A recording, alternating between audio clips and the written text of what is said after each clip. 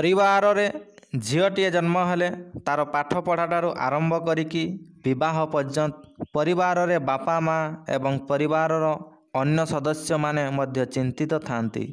ତ ସେଥିପାଇଁ ସରକାର ଏକ ନୂଆ ଯୋଜନା ନେଇକି ଆସିଛନ୍ତି, ଯାହାକି ପିତାମାତାଙ୍କୁ ଆଉ ଚିନ୍ତା କରିବାକୁ ପଡ଼ିବ ନାହିଁ। ତ ସେ ଯୋଜନାଟି ହେଉଛି ସୁକନ୍ୟା ସମୃଦ୍ଧି ଯୋଜନା।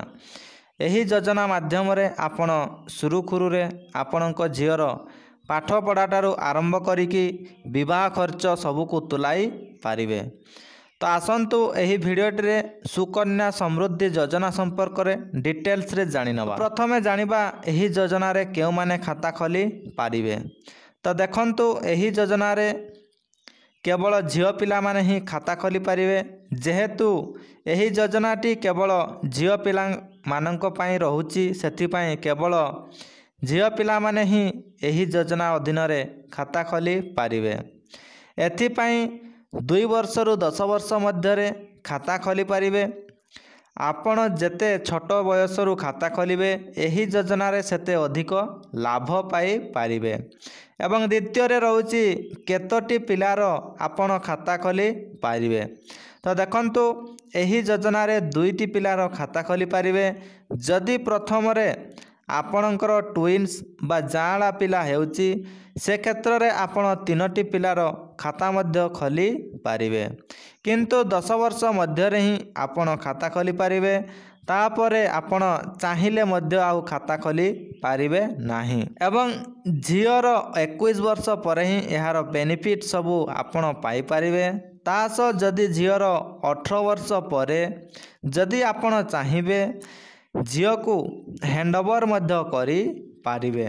ସେଇଟା ଆପଣଙ୍କ ଇଚ୍ଛା, ଆପଣ ଚାହିଁଲେ କରିବେ, ନଚେତ୍ ଆପଣଙ୍କ ଅଧୀନରେ ମଧ୍ୟ ରଖିପାରିବେ। ବର୍ତ୍ତମାନ ପ୍ରଶ୍ନ ଆସୁଛି, କେମିତି ଆପଣ ଖାତା ଖୋଲିବେ? ଆପଣ ଡାକଘରେ ସୁକନ୍ୟା ସମୃଦ୍ଧି ଯୋଜନା ଖାତା ଖୋଲି ପାରିବେ।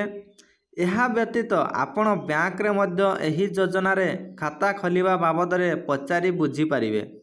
କାହିଁକି ନା ଅନେକ ସରକାରୀ ବ୍ୟାଙ୍କଗୁଡ଼ିକୁ ସରକାର ଏହି ଯୋଜନାରେ ଖାତା ଖୋଲିବା ପାଇଁ ଅନୁମତି ଦେଇଛନ୍ତି। ସୁକନ୍ୟା ସମୃଦ୍ଧି ଯୋଜନା ଅଧୀନରେ ଖାତା ଖୋଲିବା ପାଇଁ ଝିଅର ଜନ୍ମ ବା ବୟସ ପ୍ରମାଣପତ୍ର, ତା ସହିତ ପିତାମାତାଙ୍କର ପ୍ରମାଣପତ୍ର ଏବଂ ଆଧାର କାର୍ଡ଼ ଆବଶ୍ୟକ। ଯଦି ଆଧାର କାର୍ଡ଼ ନାହିଁ, ତାହେଲେ ରାସନ କାର୍ଡ଼, ଡ୍ରାଇଭିଂ ଲାଇସେନ୍ସ, ବିଜୁଳି ବିଲ୍, ପାସପୋର୍ଟ ଆଦିର ବ୍ୟବହାର କରାଯାଇପାରିବ।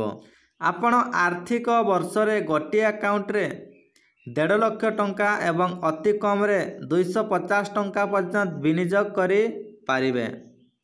ଯଦି ଗୋଟିଏ ଆର୍ଥିକ ବର୍ଷରେ ସର୍ବନିମ୍ନ 250 ଟଙ୍କା ଏହି ଆକାଉଣ୍ଟରେ ଜମା ହୋଇନଥାଏ, ତାହେଲେ ଏହାକୁ 15 ବର୍ଷ ଅବଧି ମଧ୍ୟରେ ଯେକୌଣସି ସମୟରେ 50 ଟଙ୍କା ବର୍ଷକୁ ଜରିମାନା ସହିତ ନିୟମିତ କରାଯାଇପାରିବ। ସୁକନ୍ୟା ସମୃଦ୍ଧି ଯୋଜନା ବର୍ତ୍ତମାନ 7.6% ହାରରେ ସୁଧ ଗ୍ରହଣ କରୁଛି।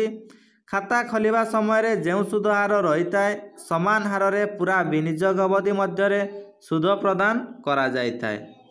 ଯଦି ବର୍ତ୍ତମାନ ସୁଧ ହାରରେ 15 ବର୍ଷ ପାଇଁ ପ୍ରତ୍ୟେକ ଆର୍ଥିକ ବର୍ଷରେ 1.5 ଲକ୍ଷ ଟଙ୍କା ଜମା କରାଯାଏ, ତାହେଲେ ଆପଣଙ୍କ ଦ୍ୱାରା ଜମା ହୋଇଥିବା ମୋଟ ପରିମାଣ 22,50,000 ଟଙ୍କା ହେବ ଏବଂ ଏଥିରୁ ସୁଧ 41,36,543 ଟଙ୍କା ହେବ। ଏହା ବ୍ୟତୀତ ଆପଣଙ୍କ ମନରେ ଆଉ ଯେଉଁ ସବୁ ଡାଉଟ୍ ରହିଛି, ଆପଣ ଯେତେବେଳେ ଖାତା ଖୋଲିବା ପାଇଁ ପୋଷ୍ଟାଲକୁ ଯିବେ, ସେତେବେଳେ ଆପଣ ତାଙ୍କୁ ମଧ୍ୟ ପଚାରି ଡିଟେଲ୍ସରେ ବୁଝିପାରିବେ।